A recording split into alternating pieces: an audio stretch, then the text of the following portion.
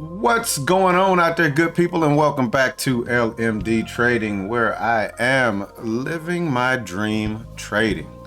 I hope everybody had a good day out there today. If you were trading, the market definitely gave some good opportunities today. Hopefully you were able to take advantage of quite a few of them. As for myself, my game plan when I sat down this morning at the desk was to only take trades on the SPY. I went through, looked at all of the charts that I have on my usual thumbnail watch list, as well as a couple of them that were hitting the previous, or not the previous high day, the normal gap scanner. And I said I want to focus on just the SPY today. So what do we do when the market opens up? We focus on just the SPY today. Reviewing trades for January 25th. We took 6 trades today. Had one red one mixed in there. And then the rest of them had one decent green one, one good green one, and then a couple of flat trades. And this was all in maybe the time span of maybe 30 minutes to an hour max. I think it was today. I needed to get up and go take care of some stuff. But we used about $2,800 in buying power today. $16 in commissions and cleared $43 in the small account. So fairly small, lackluster day. And when I left this morning is right when the market was changing. And I made a comment in the Discord saying that the market had set a higher low. And I'm like, let's see if this is going to be the move to get it going back higher. And after it set that higher low, it never looked back. The market just went on a tear the rest of the day. So let's go ahead. Let's get the charts pulled up. This one is going to be easy because we only reviewing the SPY. Let's take a look at it on the 5-minute pre-market, and you see that it was in a little downtrend. I had several channels drawn. This was 2 different downtrend channels that I had drawn on the chart. Once the market opened, it kind of got out of that channel fairly quick. And then we'll come down, look at the 1 minute. This is how I had my chart drawn up this morning. But I'm going to remove this channel and I'm going to remove that channel. And I'm going to just show you how quick and easy it is to draw these channels. So let's say that the market opened and we see that it came down here. It set this low, went back up, and then it went on down into this downtrend. So at this point, I'm just going to draw from here to the next pivot. And then I'll extend that to the right. And then when this comes here and it goes down and comes back up, I'm going to redraw it as a channel. And now I'm going to use this point and wherever it's touching on these points the most. So you're getting the most touches is what you want to be at. So I'll drop it right there. Just drop it right there. So now let's take a look at it as it goes down. So you see, just kind of bouncing around that channel. So when this thing broke out of the channel and it came back up and it got in the channel and it set this new higher low. So see, this was supposed to keep doing this and going down lower and this and going down lower. But when it set this low, came back up and it set a higher low off of that, now I said, okay, that trend has possibly changed. So I went and now I took and I drew that. And again, I'm trying to get where it's touching the most candles at. So we'll put it about right there. So again, this is all going on before this side of the chart is even formulating. So now I'll extend that to the right, and we have a pivot here. When this comes up and it sets that new pivot, now I'm gonna redraw it as a channel. Again, I'm gonna try to find the most areas that's touching. So this wouldn't be there yet. We just have this here, and that there. So we had it in this downtrend, and now we got an uptrend established. So now let's take a look at it and see how the chart is gonna look. So it is respecting that upper channel. It breaks out of it. Look how it trades right along it, comes back, just trading right along it. It never did break it and go higher. Gets back in it. It finally breaks out and uses previous low of day for resistance. Comes back, gets back in it and breaks out of it. And then you see it starts a new channel. And this is where it gets out and it just basically starts a new channel. So at that point, you can come and do the same thing. You can come here and just find some new. So watch, we'll go here to these pivots right here. Let's just see what it does. And I'm gonna just extend it. I'm not gonna change that to a channel though. But look at how it was just trading right along that line. That's why I love these trend lines, because if you could find a stock that is in a trend, uptrend, it's going to respect those lines. But let's go ahead. Let's start looking at these trades that we took today. I'm going to start first with the one that was a red trade. And this is going to have 2 contracts on it, I think. Yep. So this was a call. This was late. This was when I was about leaving. Actually, nah. Should be another one up here in the front. There we go. That's what I thought. This was a fairly bad trade. This was a chase trade. Because I'm getting in on this candle right here.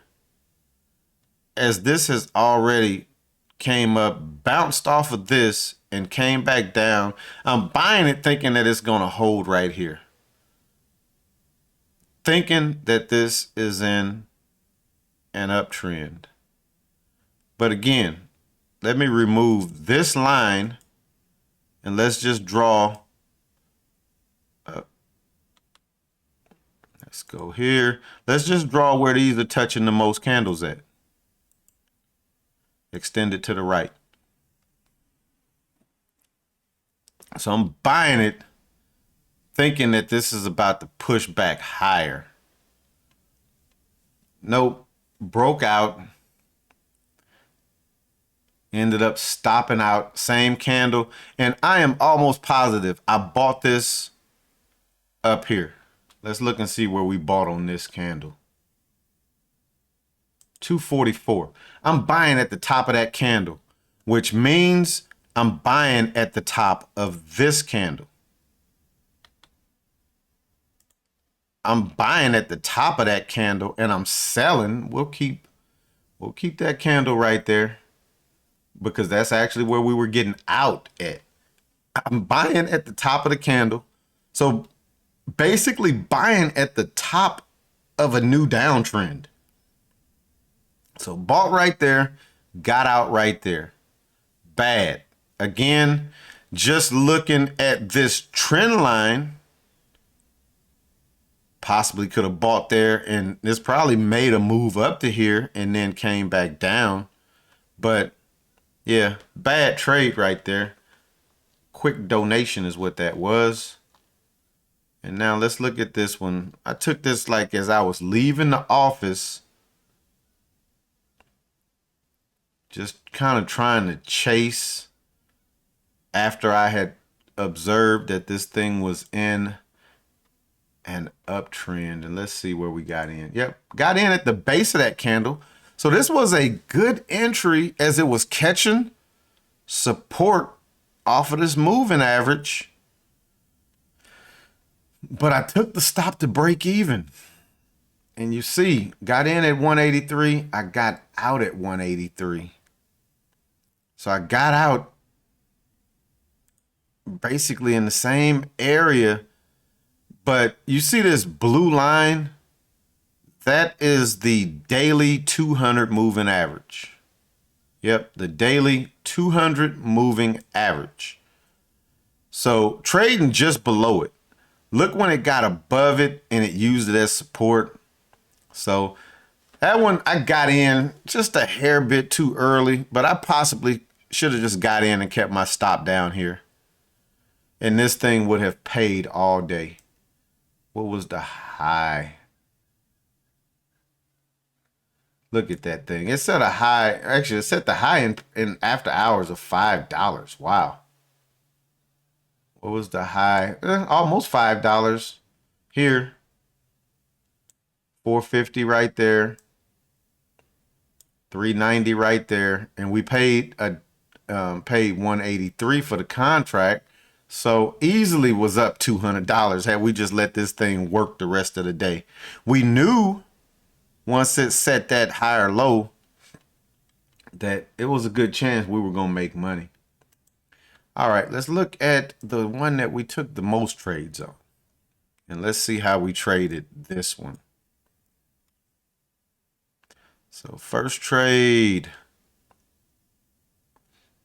And this is why I said most of my trading was done like in the first 30 minutes. So first trade, getting in. Look at this. So stop out here on the call. I jump in a put and really was just spinning wheels right here. So got in right here and got right back out and made $4. Made $4. Come on, dude. What you doing? And I made the comment in the Discord. I'm like, yeah, I'm done. I'm just spinning my wheels. Next one. We get in on this candle. So again, as it is pushing back down,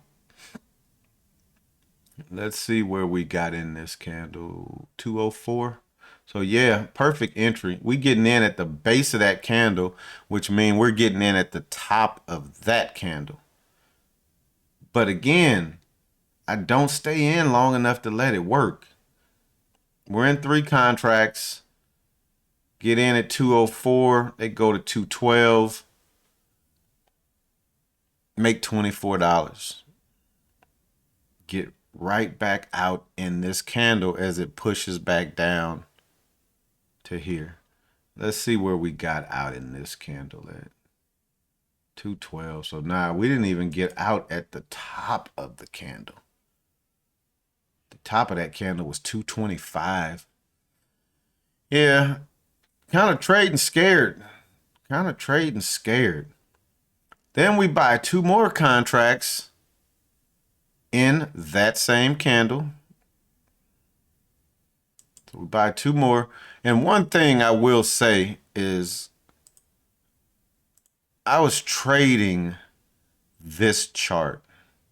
Actually, I won't even say that. I was looking at this chart on the main screen, but I had the 1 minute pulled up on my thumbnail watch list. So we'll keep this one pulled up.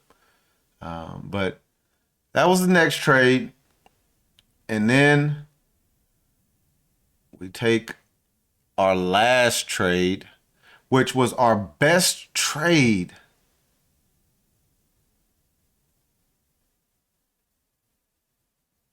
And getting in on the fail of this area.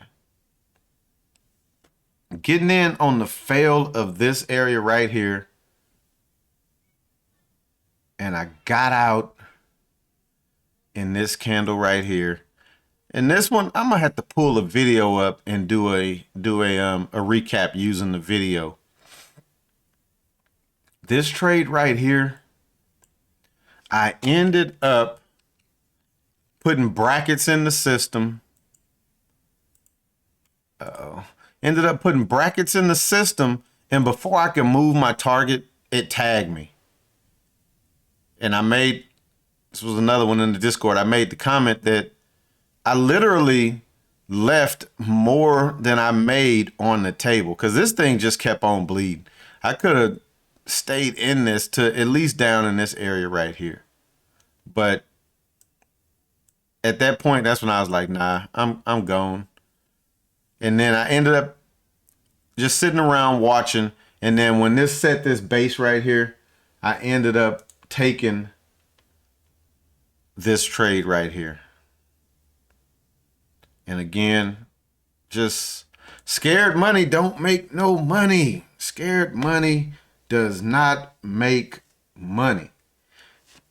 Had I just left that call in place and whatever that risk was to put my stop up under that pivot, man, we left hundreds on the table on very small risk.